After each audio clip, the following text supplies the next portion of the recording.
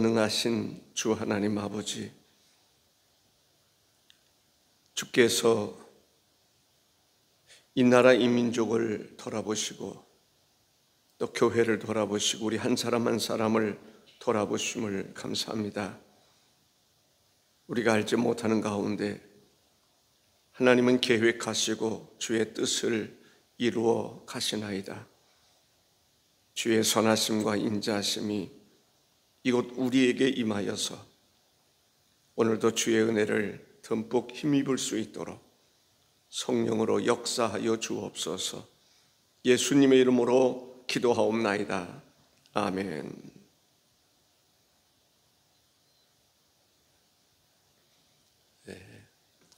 이 초대교회, 특별히 그리스도인들은 하나님 말씀대로 열심히 살아가는데 핍박을 많이 받았습니다. 디모데후서 3장 12절에 보면 무릇 그리스도 예수 안에서 경건하게 살고자 하는 자는 박해를 받으리라. 경건하게 살면 축복을 많이 받아야 되는데 박해를 받는다라고 말씀하고 있습니다. 경건하게 산다는 게 뭘까? 우리가 하나님 말씀대로 사는 것입니다. 기도하면서 살아가는 것입니다. 성령을 쫓아 살아가는 것입니다. 경건하게 살면 하나님의 임재를 경험하는 것도 사실이고 주의 인도하심을 받는 것도 사실입니다. 그럼에도 불구하고 경건하게 살지 않으면 박해를 받지 않을 것도 경건하게 삶으로 인해서 박해를 받는다라는 것입니다. 한편으로는 이해가 되지 않는 그런 부분도 있습니다. 경건하게 살아간다. 기도하면서 살아가고 망령되고 헛된 말을 하지 아니하고 하나님 말씀에 아멘으로 화답하고 하나님 말씀에 순종하는 삶을 살아가는 그 삶은 경건한 삶이라고 말할 수 있습니다. 초대교회는 모든 세대에서 모든 곳에서 이루어지는 건 아닙니다. 우리나라도 선교 초창기에는 경건하게 살고자 할 때, 예수를 믿을 때 박해를 많이 받는 경우들이 있었습니다. 저도 그 중에 하나였습니다. 이 초대교회 같은 경우는 어떤 지역 공동체에서 왕따를 당하고 추방을 당하고 핍박을 받고 그곳에서 살 수 없어서 도망치는 사람도 있었고 때로는 죽임을 당하는 사람들도 있었습니다. 공산권에서 경건하게 살고자 할 때 박해를 받을 수 있습니다. 이슬람권에서 그렇습니다. 북한에서 경건하게 살고자 할 때 어떤 현상이 일어날까요? 박해를 받게 됩니다. 예수를 믿는다는 이유로, 기도한다는 이유로, 성경을 읽는다는 이유로, 예수님을 나의 주로 삼는다는 이유로 핍박을 받고 때로는 죽임을 당하거나 또 정부로부터 엄청난 압력을 받는 경우들이 있습니다. 우리가 차별금지법이니 이런 여러 가지 이야기를 합니다. 그런 것이 통과되면 안 된다. 그런데 정치권은 그렇지 않습니다. 누구를 고명해도 괜찮습니다. 이재명 씨 같은 경우도 차별금지법을 통과시키겠다는 겁니다. 그럼 기독교인들은, 목회자들은 설교를 제대로 할 수가 없습니다. 엄청난 힘이죠. 어떻게 해야 될까? 그리스도인들은 어떻게 해야 될까? 우리가 안고 있는 숙제입니다. 저는 단호하게 국민의힘이든지 어느 당이든지 하나님의 말씀을 거역하면 저는 반대입니다. 왜냐하면 저는 성경을 하나님의 말씀으로 믿는 사람이고 하나님의 뜻이 이 땅에 이루어지기를 바라는 사람이기 때문에 그렇습니다. 설령 그런 일이 있다 할지라도 그렇게 되지 않기를 기도하고 그렇게 되지 않기를 사람들에게 저는 말할 것입니다. 왜냐하면 그리스도인이기 때문에 그렇습니다. 그래서 초대교회는 핍박을 받게 되자 다시 돌아가는, 유대기로 돌아가는, 유대기에서 기독교로, 그리고 기독교인으로서 핍박 속에서도 복음을 쫓아 살아가는 사람이 있는가 하면 다시 유대기로 돌아가는, 세상으로 돌아가는 그런 사람들도 있었습니다. 디모데후서 같은 장입니다. 3장 13절에 보면 악한 사람들과 속이는 자들은 더욱 악하여져서 속이기도 하고 속기도 하나니. 악한 사람들은 복음을 잘 받아들이려고 하지 않습니다. 악한 사람들과 속이는 자들은 더욱 악하여지고 져서 속이기도 하고 속기도 한다라고 이야기를 합니다. 이 말이기도 합니다. 세상에는 경건하게 살고자 하는 사람이 있는가 하면 악을 도모하며 살아가는 사람도 있다라는 것입니다. 진리 안에서 바르게 살아가고자 하는 사람이 있는 반면에 악을 행하며 악을 즐거워하는 사람도 있다라는 것입니다. 악을 도모하고 행하는 사람들, 그것을 즐거워하는 사람들은 기독교인들이 경건하게 살고자 할 때 오히려 시기하는 마음도 있고 또 기독교인들을 핍박하게 되는 것을 보게 됩니다. 핍박하기 위해서 거짓으로 속이기도 하고 넘어뜨리고 핍박도 한다는 것입니다. 우리는 세상이 어떻게 돌아가는지를 잘 알 필요가 있습니다. 그 세상에서 이제 하나님 복음을 증거하고 기독교인이 되었습니다. 기독교인이 된 그 사람들 어떻게 해야 될까? 우리가 잘 양육해야 한다는 것입니다.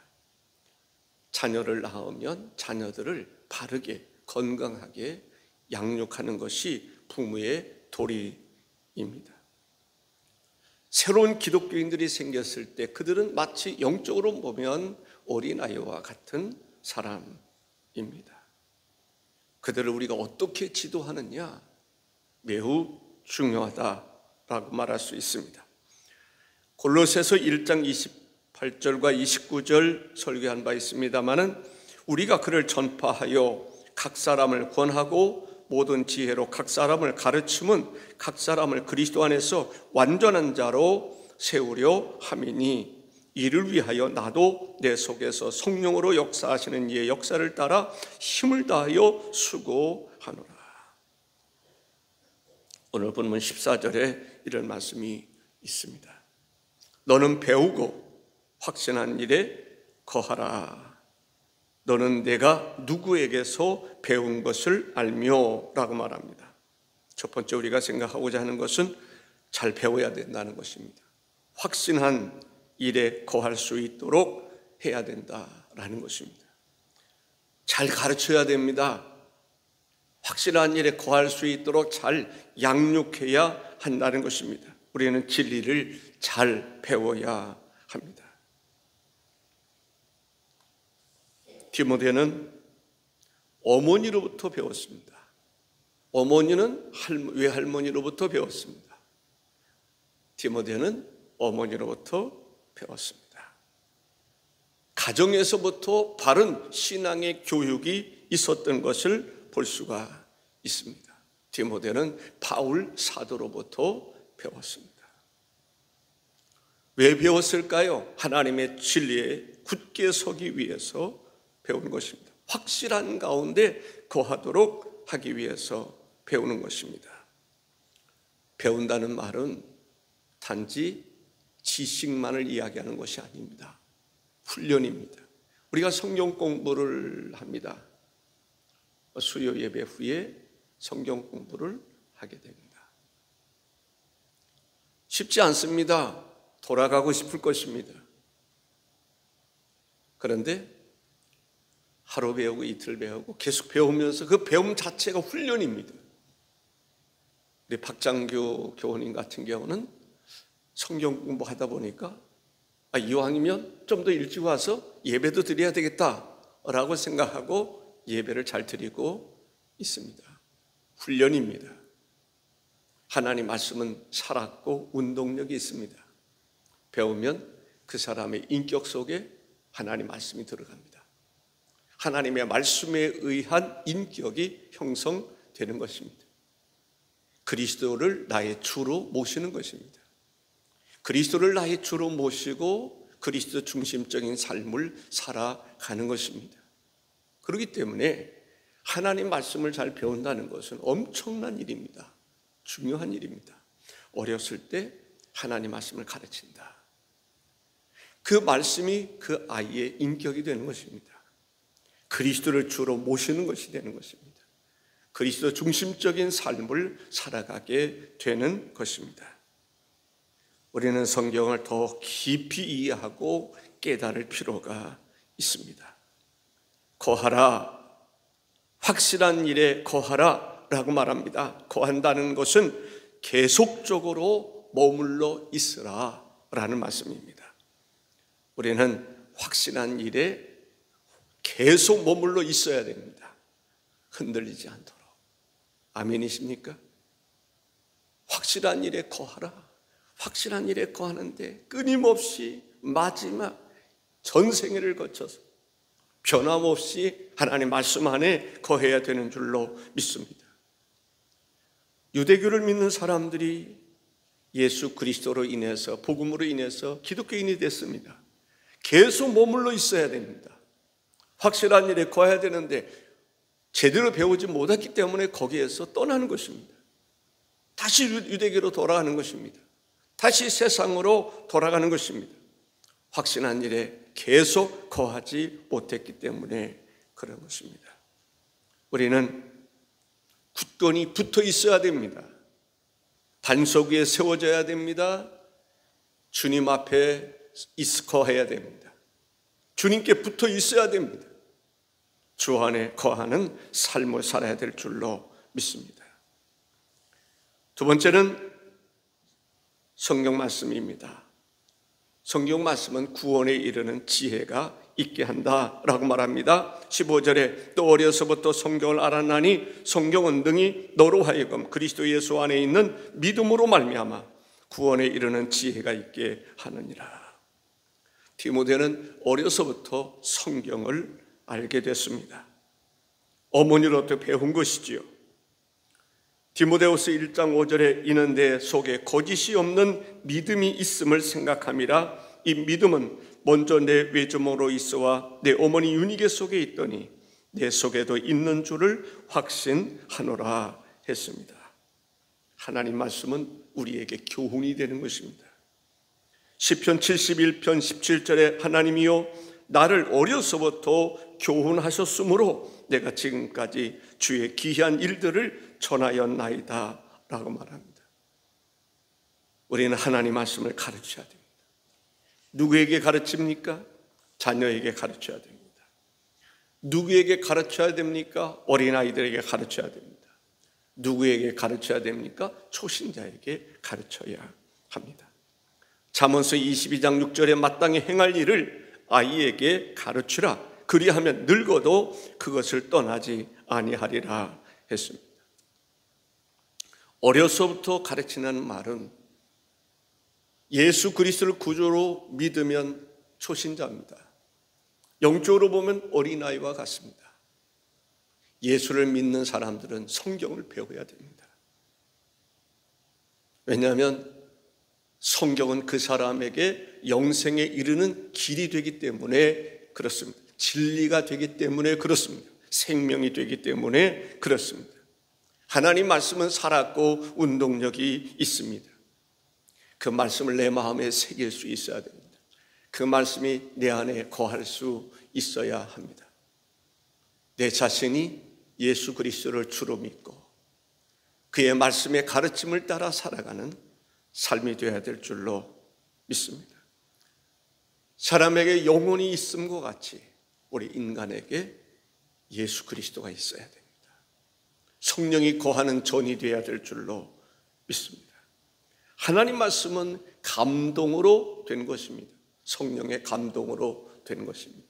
성령의 감동을 받은 사람들이 하나님 말씀을 기록할 수 있었습니다.